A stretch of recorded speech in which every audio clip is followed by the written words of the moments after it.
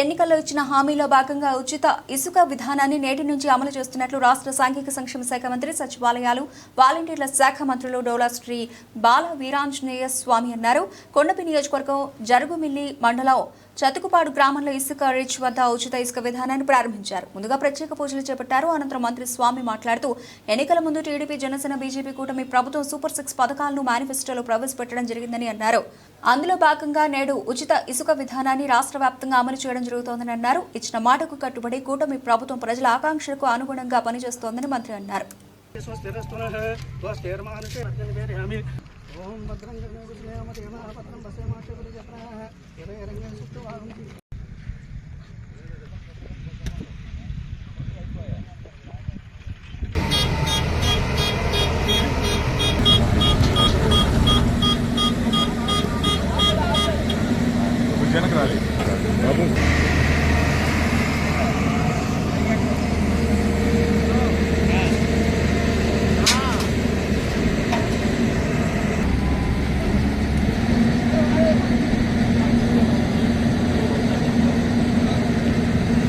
గత 5 సంవత్సరాల నుంచి ఈ రాష్ట్రంలో పేద ప్రజలు ఇల్లు కట్టుకోవాలన్నా చాలా ఇబ్బందులు పడ్డారు.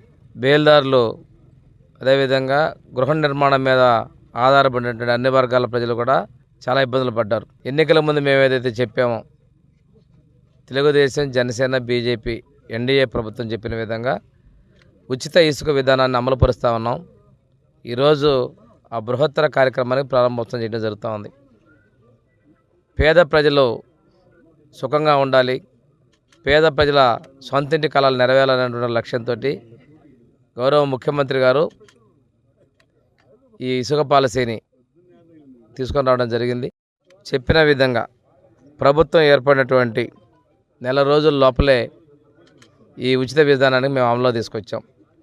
ఒక్కసారి గమనిస్తే బాబు షూరిటీ భవిష్యత్ భరోసాలో భాగంగా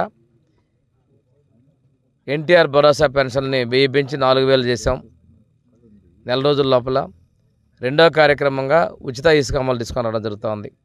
ఒక్కసారి చూస్తే ఈ ఇసుక కొండలు గత ప్రభుత్వం యొక్క పాపాలకు నిదర్శనం ఇది. ఈ ప్రాంతంలో చరిత్రలో ఎన్నడూ లేని విధంగా పాలేటిని తవ్వి అక్రమంగా నిల్వ చేసినవి. ఈరోజు మన దగ్గర 42,000 మెట్రిక్ టన్నుల ఇసుక కొండలు ఉంటే వాటిని ప్రభుత్వం పేదలకు ఉచితంగా ఇవ్వబోతా ఉంది.